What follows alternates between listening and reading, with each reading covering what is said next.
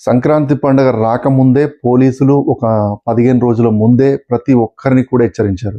ఇంట్లో బంగారము, డబ్బులు పెట్టుకోకండి, దొంగలు పడతారు. ఒకవేళ మీరు హైదరాబాద్ నుండి మీ ఊర్లోకి వెళ్ళిపోయినప్పుడు మాకు ఫోన్ చేసి చెప్పండి. మీ ఏరియా ఎక్కడ, ఏంటి అని చెప్పేసి బీట్ పోలీసులకు చెప్తే వాళ్ళు ఒకసారి సెర్చ్ చేస్తూ ఉంటారని చెప్పేసి చాలా మటుకు పోలీసులైతే ఆటోలకి మైకులు పెట్టి మరీ వాట్సాప్ మెసేజ్‌ల్లో కాలనీ వాసులకు కూడా చాలా మటుకు చెప్పారు. అయినా కానీ మనం వింటామా? మన పని మనం చేసుకొని పోతాం. మా ఇంట్లో పడతారా అని చెప్పేసి ఆలోచనతోటి చాలామంది కూడా కొంచెం బంగారం ఇంట్లో పెట్టి, డబ్బులు పెట్టి చక్కగా ఊరెళ్ళిపోయారు. అంటే ఇది ఏంటంటే ఎక్కువగా దొంగతనాలు జరిగిన వాళ్ళు ఏంటంటే అలర్ట్‌గా ఉంటారు. దొంగతనాలు జరిగినటువంటి ఇళ్ళ వాళ్ళు అలర్ట్‌గా ఉంటారు.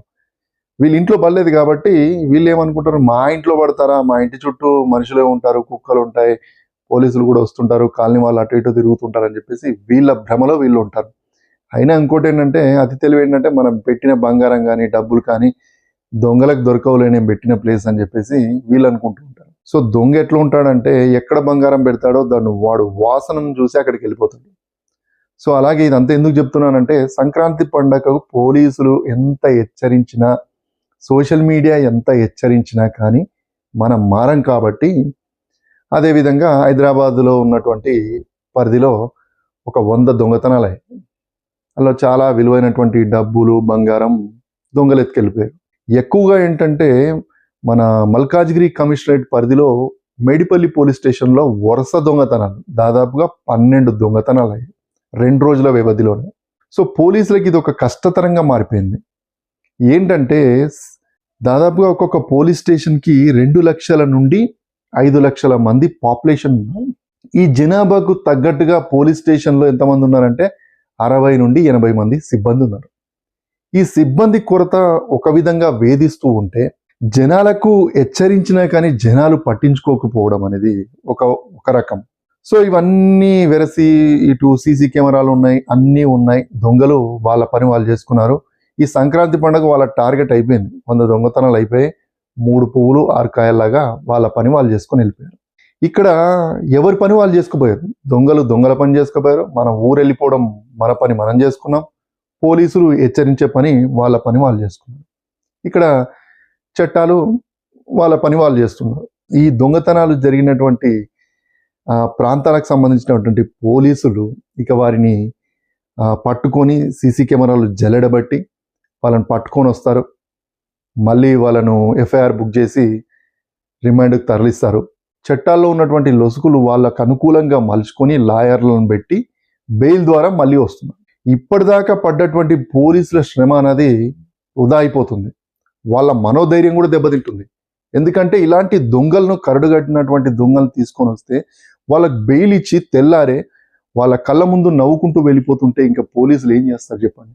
ఇంత సిబ్బంది తక్కువ ఉన్నా కానీ వాళ్ళు ఇటువంటి నేరస్తులను తీసుకొని వచ్చి జైల్లో పెడితే వాళ్ళు బెయిల్ పైన రావడం అనేది నిజంగా ప్రతి ఒక్కరు కూడా బాధపడాల్సిన పరిస్థితి. దొంగలకు ఇలాంటి సులువైనటువంటి మార్గాలు రావడం, వారికి సపోర్ట్ చేసే వాళ్ళు ఉండడం, వాళ్ళ కుటుంబ సభ్యులు కూడా ఎంకరేజ్మెంట్ చేయడం, ఇలాంటివి జరుగుతూ ఉంటే ఇంకా పోలీసులు ఏం చేస్తారు?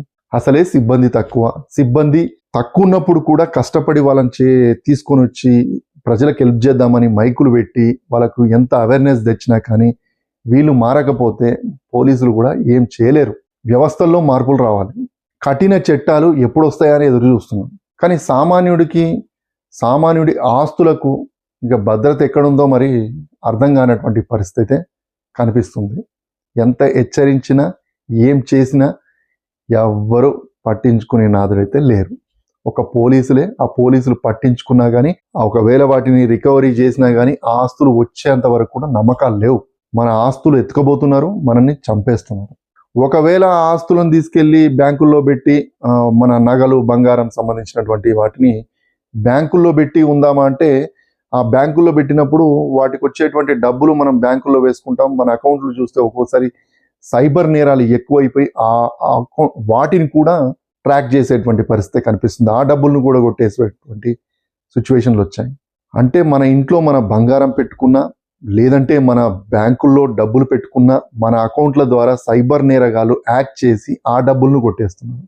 ఒకవేళ ఇంట్లో పెట్టుకుంటే ఈ విధంగా దొంగల పాలవుతున్నాయి. నేరుగా ఏకంగా ఏమైపోయింది, దొంగలు ఇళ్ల మీద పడి ఇంట్లోకి నేరుగా వచ్చి ఆ బంగారము డబ్బును అంతా తీసుకెళ్ళి చంపేసేటువంటి పరిస్థితులే కనిపిస్తున్నాయి. అంటే వీటన్నిటికి కూడా ఒక్కటే సొల్యూషన్ ఏంటంటే, మనము మన రాజకీయ నాయకుల్ని అమ్ముడుపోతున్నాం. ఒక క్వార్టర్ సీసాకో 500కో 2000 రూపాయలకు అమ్ముడుపోయి మనం ఈ రాజకీయ నాయకులను అడగలేనటువంటి పరిస్థితి కనిపిస్తుంది. వీళ్ళని గెలిపించి చట్టసభలకు పంపిస్తే వాళ్ళకి డబ్బులు ఇచ్చాను, నేను వచ్చాను కాబట్టి నా పని నేను చేసుకుంటా అని చెప్పేసి వాళ్ళు వెళ్ళిపోతున్నారు. ఇంతమంది ప్రాణాలు పోతున్నాయి, డబ్బులు పోతున్నాయి, ఇంకా అయినా కానీ ఎవడు పట్టించుకోకపోతే ఎట్లా? మరి ఎప్పుడు మారాలి? చిన్న చిన్న దేశాలు, ఆఫ్ఘనిస్తాన్లో కూడా ఒక దొంగతనం జరిగితే చేతులు నరికేస్తారు. అలాంటిది మంచి డెవలప్ అయినటువంటి చైనా కంట్రీస్ చూడండి, దొంగతనాలు జరగవు. అమెరికాలో చూడండి, చాలా తక్కువ, రేర్గా మన వీడియోలు కూడా న్యూస్లలో చూస్తూ ఉంటాం కదా, దొంగతనం జరిగితే ఇమ్మీడియట్గా బేడీలు వేసి పంపిస్తూ ఉంటారు. అలాంటి దేశాలు అబుదాబి, సౌదీ అరేబియా, ఈ చాలా కంట్రీస్ కూడా మలేషియా, సింగపూర్ ఎక్కడ పెట్టినటువంటి వస్తువు అక్కడే ఉంటుంది. అంటే వాళ్ళు డెవలప్తో పాటు కఠిన చట్టాలను అమలు చేసుకుంటూ వెళ్ళిపోయారు. ప్రతి ఒక్కరికి చదువుకునేటప్పుడే ఏం జరుగుతుందనే విషయాలనేది వాళ్ళకి అర్థమైపోతుంది కాబట్టి తప్పులు చేయరు. మరి మన దగ్గర ఏమవుతుంది, తప్పు చేసినా బెయిల్ ద్వారా మళ్ళీ బయటికి రావచ్చు అనే ఉద్దేశంతో ఈ తప్పుల మీద తప్పులు చేసుకుంటూ వెళ్ళిపోతారు. ఎలాంటి కఠిన శిక్షలు ఉండాలి? ఒక దొంగతనం చేసిన వానికి 5 ఏళ్ల నుండి 10 ఏళ్ల వరకు జైలు నుంచి బయటికి రాకుండా చేయాలి. అట్లా చేసినప్పుడే దొంగల్లో భయం ఉంటుంది, ఆ దొంగతనాలు చేయరు. ఒక చైన్ స్నాచ్లే కానీ, దొంగతనాలే కానీ మనకు స్వాతంత్రం వచ్చినప్పటి నుండి నడుస్తున్నాయి. అంటే ఎప్పుడో 1949లో ఉన్నటువంటి చట్టాలు ఇంకా అమలు చేసుకుంటూ పోతూ ఉంటే ఇంకా సామాన్యుడికి భద్రత ఏడు ఉంటుంది చెప్పండి? ఒక తప్పు చేసిన వానికి భయం ఉండే విధమైనటువంటి కఠినమైనటువంటి శిక్షలు ఉంటే అప్పుడు వ్యవస్థలు బాగుపడతాయి, మన దేశం బాగుపడుతుంది, మన దేశం డెవలప్ అవుతుంది. కానీ ఏం లాభం? ఈ దరిద్రుల వల్ల మొత్తం సర్వనాశనం అవుతుంది. సో మనం ఓటు వేసి గెలిపించినటువంటి నాయకులు నిజంగా మన డబ్బులు తీసుకోకుండా గెలిపించాలి. అప్పుడు మనం బరాబరి అడిగి ఈ వ్యవస్థల్లో మార్పులు తేండి, మాకు విద్య వైద్యం ఫ్రీగా ఇవ్వండి అని చెప్పేసి అడిగితే బెటర్ ఏమో అనిపిస్తుంది. కానీ మనం మారం కదా, అలవాటు పడ్డాం కదా, అలవాటు పడ్డ పానం ఊరుకోదు కదా. డబ్బులు తీసుకుంది మనం ఓటేయము, ఈ వ్యవస్థలను అడగము, ఈ మార్పులు రావు, ఈ దొంగతనాలు జరుగుతూనే ఉంటాయి. అంతే, ఇంకేం చేయలేము.